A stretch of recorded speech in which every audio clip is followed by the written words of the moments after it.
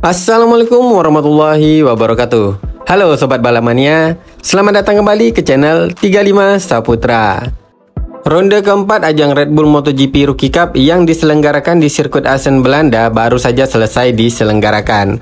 Untuk Veda Ega Pratama sendiri menutup ronde keempat kali ini di race keduanya ya sob, dengan berhasil finish di posisi ke-7. Setelah sebelumnya di race ke-1, Veda Ega Pratama tampil fantastis dengan berhasil finish di posisi ke-4 dan hampir saja meraih podium. Tetapi kali ini di race kedua tampaknya Veda Ega mengalami sedikit kesulitan untuk menempel barisan depan. Sehingga di race kedua kali ini untuk penutup ronde keempat, Veda harus puas finish di posisi ke-7. Walaupun di race kedua ini Veda belum berhasil memperbaiki hasil balapannya, namun admin bisa mengatakan pencapaian Veda di ronde keempat kali ini sudah sangat cukup baik.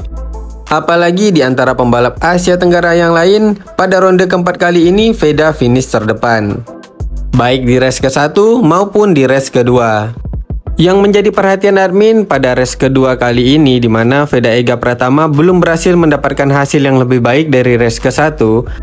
Walaupun kalau dari penilaian admin melihat Veda Ega Pratama di race kedua kali ini sudah tampil all out. Tapi sayangnya di race kedua kali ini Veda malah kedodoran dan tertinggal dari rombongan terdepan, di mana untuk rombongan terdepan diisi oleh 6 pembalap. Jika saja di race kedua ini Veda tidak terpisah dari rombongan terdepan, admin yakin di race kedua kali ini Veda bisa mengulangi penampilan baiknya seperti halnya di race ke-1. Tetapi jika admin melihat dari data race pace Veda Ega Pratama dan juga 6 pembalap di depannya di race kedua kali ini ya, karena 6 pembalap yang berada di rombongan terdepan, memang di sini kelihatan bahwa Veda Ega Pratama sulit sekali untuk menempel rombongan terdepan karena untuk race pace dari rombongan terdepan di 6 pembalap terdepan ini lebih cepat dari race 1 sebelumnya. Di race ke-1 balapan diselesaikan dengan total waktu 26 menit, 25,788 detik. Sedangkan di race kedua, balapan diselesaikan dengan total waktu 26 menit, 12,093 detik. Atau bisa admin katakan, balapan di race kedua ini lebih cepat sekitar 0,12 detik selesainya daripada race ke-1.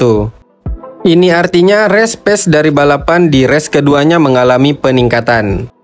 Nah, hal ini yang akan admin bahas mengenai penampilan Veda Ega Pratama di race kedua kali ini. Kita akan bedah race pace dari Veda Ega Pratama dan juga pembalap di depannya. Jadi di sini nanti kita dapat melihat kenapa Veda Ega Pratama bisa kedodoran dari rombongan terdepan di race kedua kali ini. Pertama, kita akan melihat hasil race kedua pada ajang Red Bull MotoGP Rookie Cup di ronde keempat yang diselenggarakan di sirkuit Assen, Belanda. Di race kedua kali ini yang berhasil keluar sebagai pemenangnya ialah Marco Morelli. Setelah sebelumnya di race ke-1, Marco Morelli menelan hasil kekecewaan karena pada saat itu Marco Morelli terjatuh di awal-awal balapan dan menyelesaikan balapan pada posisi ke-14. Kali ini di race kedua, Marco Morelli seakan ingin menebus kesalahannya pada race ke-1 dan berhasil keluar sebagai pemenangnya di race kedua kali ini. Disusul posisi kedua ada Alvaro Carpe, posisi ketiga Rico Salmela, posisi keempat Brian Uriarte, posisi kelima Valentin Peron, posisi keenam Russia Modly, posisi ketujuh ada pembalap kebanggaan Indonesia Veda Ega Pratama, posisi ke-8 Christian Daniel, posisi ke-9 Carter Thompson, dan di posisi ke-10 Hakim Danis. Nah, itulah dia untuk posisi 10 besar di race kedua kali ini. Sedangkan untuk pembalap Asia Tenggara lainnya yaitu Ajak Repat Putisan yang berasal dari Thailand, sayangnya di race kedua kali ini belum berhasil mendapatkan hasil yang cukup baik dan finish di posisi ke-24. Di race kedua kali ini juga Veda Ega Pratama mendapatkan track limit warning. Tidak seperti di race ke-1 yang mana di race ke-1 Veda Ega Pratama ini clean dan clear, tidak mendapatkan track limit warning. Dan dari sini admin bisa menyimpulkan betapa Veda Ega Pratama di race kedua kali ini berusaha keras untuk bisa menempel rombongan terdepan sehingga Veda Ega Pratama mendapatkan track limit warning. Namun sayangnya usaha Veda Ega Pratama untuk bisa menempel rombongan terdepan di race kedua kali ini tidak berbuah baik karena untuk race pace dari rombongan terdepan yang diisi oleh 6 pembalap memang menunjukkan race pace yang lebih cepat dari Veda Ega Pratama. Sehingga secara perlahan dari lap ke-6 Veda Ega Pratama mulai kedodoran atau tertinggal dari rombongan terdepan. Oke, pertama kita akan melihat race pace dari pembalap yang berhasil keluar sebagai juara di race kedua kali ini, yaitu Marco Morelli. Untuk Marco Morelli sendiri di lap pertama mencatatkan waktu 1 menit, 51. Kemudian di lap keduanya 1 menit, 44. Lap ketiga 1 menit 44. Lap keempatnya juga 1 menit, 44. Dan seterusnya hingga lap ke-15. Marco Morelli ini konsisten di 1 menit, 44 detik. Kemudian untuk pembalap yang finish di posisi kedua yaitu Alvaro Carpe. Untuk lap pertamanya di 1 menit, 51. Kemudian lap keduanya di 1 menit, 45. Di lap ketiganya 1 menit, 44. Dan konsisten hingga lap ke-9 di 1 menit, 44 detik. Di lap ke-10 Alvaro Carpe malah memperbaiki catatan waktunya di 1 menit, 43 detik. Tetapi di lap ke-11 kembali Alvaro Carpe mencatatkan waktu di 1 menit, 44 detik hinggalah ke lap ke-15 konsisten di 1 menit, 44 detik. Selanjutnya untuk pembalap yang finish di posisi ketiga yaitu Rico Salmela. Untuk Rico Salmela di lap ke-1-nya mencatatkan waktu di 1 menit, 51 detik. Kemudian di lap kedua dan lap ketiganya di 1 menit, 44 detik. Di lap keempatnya naik ke 1 menit 43 detik. Di lap kelima kembali ke 1 menit, 44 detik. Lap keenamnya di 1 menit 43 detik kembali naik. Kemudian dari lap ke-7 hinggalah ke lap ke-15 sampai ke finish, Rico Salmela konsisten di 1 menit, 44 detik. Dari penjelasan admin sebelumnya, admin mengatakan untuk race kedua kali ini rombongan terdepan diisi oleh 6 pembalap. Maka di sini admin akan melihat data race pace dari pembalap di posisi ke-6 pada rombongan terdepan yaitu Ruche Modly. Untuk Ruche Modly di lap pertamanya mencatatkan waktu di 1 menit, 52 detik. Kemudian dari lap kedua hinggalah selesai hingga finish di lap ke-15, Ruche Modly ini konsisten di 1 menit, 44 detik. Sekarang kita akan melihat data race pace dari Veda Ega Pratama yang finish di posisi ke-7.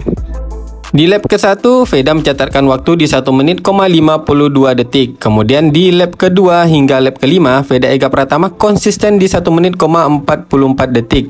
Barulah di lap ke-6 Veda Ega Pratama mulai menurun lap time-nya ini di 1 menit, 45 detik. Di lap ke-6, ke-7 dan juga ke-8 hingga ke-9 itu mencatatkan waktu di 1 menit, 45 detik.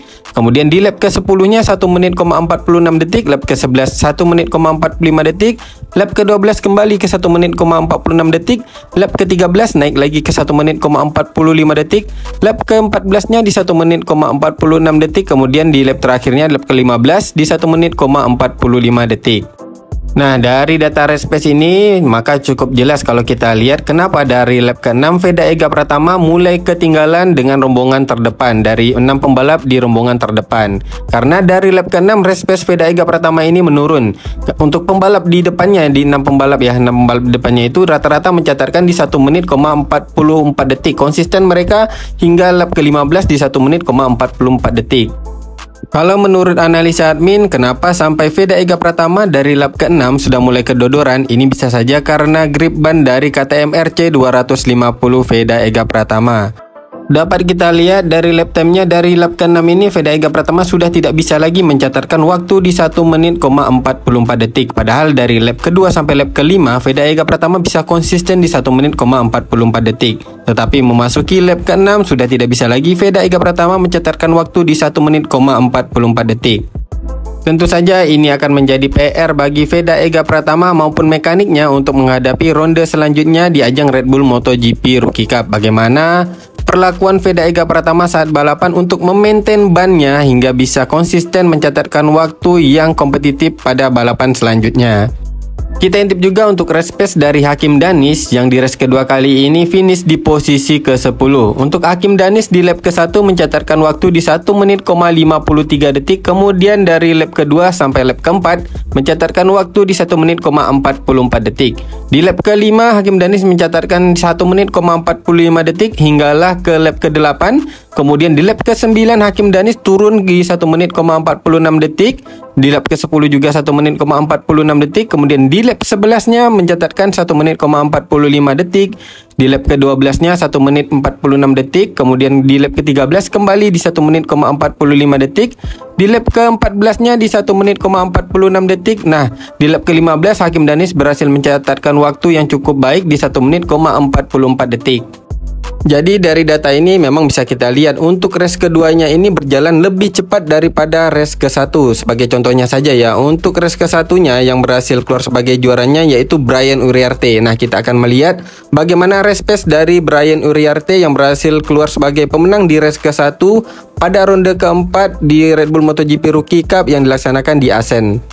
Untuk race pace Brian Uriarte di race ke-1 ini pada lap ke-1-nya mencatatkan waktu di 1 menit, 52 detik. Kemudian di lap kedua hingga lap ketiga mencatatkan waktu di 1 menit, 46 detik. Di lap keempatnya 1 menit, 45 detik dan lap kelimanya juga 1 menit, 45 detik.